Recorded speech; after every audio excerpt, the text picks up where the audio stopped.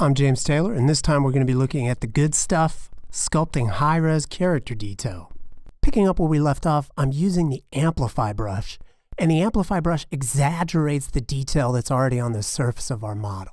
So I can paint over the surface of the model with the Amplify brush, and this is a quick trick to just bump up the contrast of my mesh to make it look a little bit more interesting without a lot of effort. But Amplify only gets us so far. Next, I'm going to grab my fill brush. I'll apply a stamp to it, and I'm going to stroke the fill brush on areas where I have a big difference between highs and lows. So the area where the bones protrude from the back of the hand. And by stroking the fill brush over these areas using this stamp, I get the effect of having stretched skin wrinkles in these areas. We want to vary our brush size. So a bigger brush for bigger wrinkles and a smaller brush for smaller wrinkles. And then in areas like the side of the hand where there isn't a significant height differential, we can use the repeat brush with the same stamp to get an effect that's very similar. So we're creating that wrinkle in an area where there isn't necessarily something that the fill tool would work on. And if I use the same size brush for fill and repeat, I can blend areas together with the two different effects. Now the repeat brush can also be used to texturize muscle and bone areas by tracing along the surface in the direction that the anatomy flows in. So we're not creating wrinkles in these areas, but we are adding surface detail, and that kind of detail is what makes a model look professional. For the style of character that I'm doing, the goal is to cover every inch of the surface with detail, whether it's sculpted or painted detail, and we'll talk more about painting later. One important thing to note, when we're working with high-resolution surface detail, we want to be doing it on its own sculpt layer. This is so that we can go back and change the underlying shape of our base mesh without having to worry about redoing all that texturized detail. Okay, up to this point, all the detail that I've done has been created symmetrically because the hands aren't usually visible in such a way that symmetry will be immediately obvious to the viewer. Now that we've moved on to the chest, though, we absolutely need to disable symmetry.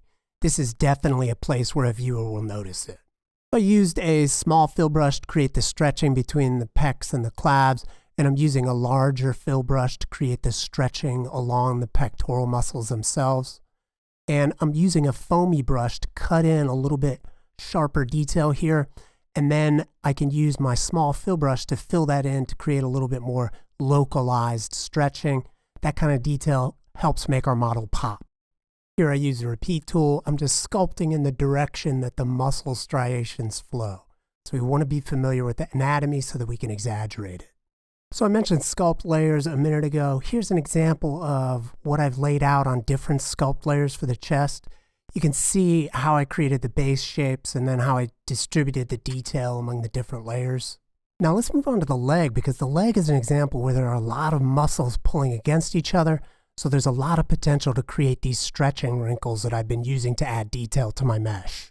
I'll start with a small fill brush to do the crevices between the muscles, and then I'll use a larger fill brush to continue that stretching onto the surface of the muscle itself.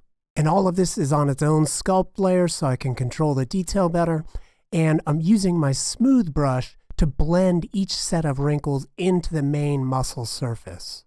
And in some cases, I can use that larger fill brush to drag across the surface of the muscle just to add surface detail in that area, not really to continue wrinkles or anything like that, but just to add a little bit of detail. Here I'm just selecting the faces of the arm and hiding them so I can see the legs better. And as I continue to work on these wrinkles, note that there are areas where the wrinkles are deeper and areas where the wrinkles are shallower. So again, this idea of contrast pops up. That's one of the keys to creating an interesting model.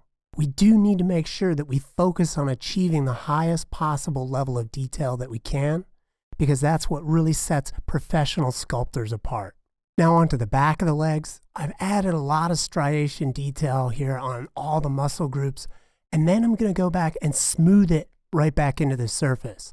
And this feels counterproductive at first, but this is essentially the way that the striations on muscle are covered by the skin. The skin has a smoothing effect. And by literally imitating nature in this case, we can achieve something that looks a little bit more naturalistic, also gives us cool looking detail. Now let's switch gears to using our spray brush to create texturized surface detail, again on its own sculpt layer. So I'll pick a random stamp and I'll apply it, but when I zoom in, I can see that it's awfully low res. Whenever we're using this kind of sculpt detail, we have to subdivide to very high levels of resolution.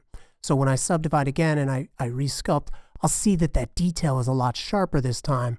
Now I'm at the resolution where I can begin adding detail. I'll play around with the stamps that come with Mudbox, for example, this reptile kind of stamp, but I'll see that when I apply it, it really overpowers the sculpt detail that I already have carved into my mesh. So I want to select something that complements my surface and doesn't overpower it. In this case, there's this leathery surface, and I'm going to use that. I'll apply it across the entire surface of my object, and generally I won't use symmetry when I'm doing this. I will change the size of the brush, so some areas will have a smaller stamp detail, other areas will have a larger stamp detail.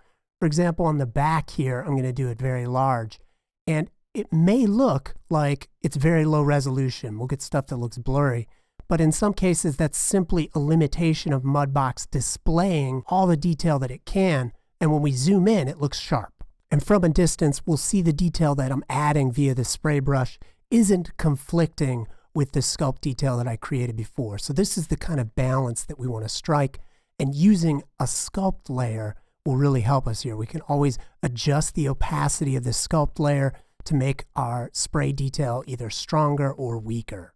Spray is great to create a lot of detail very quickly, but in some cases, we won't be able to avoid creating detail manually. For example, when I zoom in on these hands, they look very, very soft. No amount of Amplify or spray is going to fix that. So I use a sharp pinpoint brush to really carve in and define the detail in the finger area. And I can cut in or I can pull out. And one thing that I'll note is I still got that surface detail, that spray detail on. And if I try smoothing, it'll erase that detail. So I need to make sure that I turn that layer off, as I mentioned earlier. So I'll use this pinpoint brush to create hard edges on the outsides of shapes, to carve in recessed areas, to define them better. And overall, I'm just trying to create sharper, more refined detail. And when it comes to refining detail, the pinch brush is another great brush. We can trace it along the edges of the shapes that we've just created, and that will compress that detail. It will sharpen things. It will essentially increase the level of contrast on our mesh. It'll make things more interesting to look at.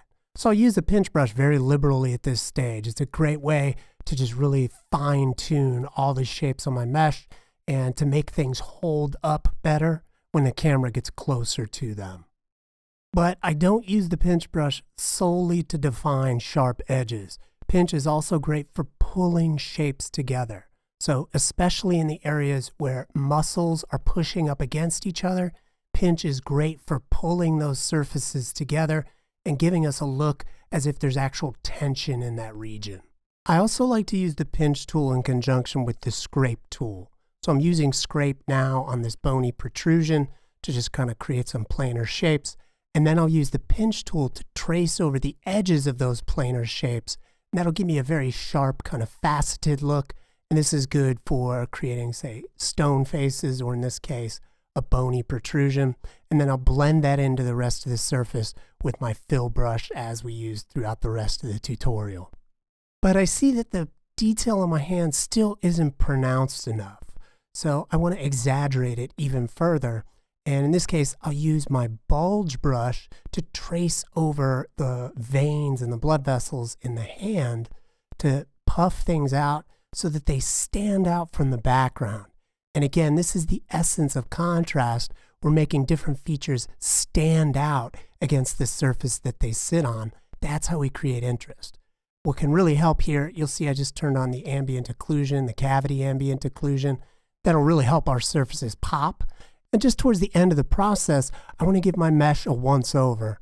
I want to use my Amplify brush to just exaggerate details slightly in various areas. I'll use my pinch and my foamy brushes to create a little bit of sharpness. And in this case, reviewing the mesh has found this error sitting right under the shoulder here. And because I've used sculpt layers so extensively, I can isolate where that error is and just erase it from the layer that it's on, as opposed to having to re-sculpt large areas of the mesh. So the focus here has been creating detail on our sculpt, and if you take one thing away from this video, remember that you want to try and cover every square inch of your mesh with sculpted detail. And after watching this tutorial series, hopefully you have a good idea of how to go about creating that sculpt detail. Thanks for watching. I'm James Taylor.